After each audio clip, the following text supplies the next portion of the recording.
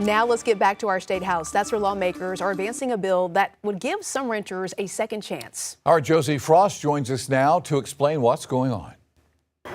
In South Carolina, eviction records can follow you for years, regardless of the circumstances of that eviction notice.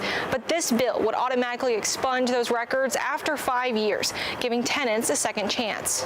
Our house had no insulation, damage, air ducts, and serious heating and cooling issues. You could see straight to the ground from inside the home.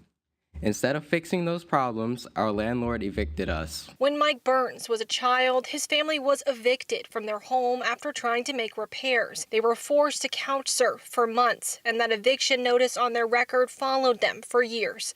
That one housing crisis uprooted my childhood and pushed my family into years of instability. This bill would remove eviction records from publicly searchable databases to ensure a temporary crisis doesn't become a permanent barrier to housing. Property manager Meredith O says oftentimes landlords can file for eviction as a way to collect rent. Sometimes they don't plan to evict that person at all, but the filing can still follow them regardless. Many landlords utilize the eviction as leverage to collect unpaid rent stemming from isolated and often uncontrollable events, such as a car breaking down, a sick child, or something as simple as receiving your Social Security check the third week of the month instead of the first, with no intent of actually ejecting the tenant. Under the bill, the removal would be automatic, which means they do not have to go through the court or pay any fees. More recent records would still be available for landlords.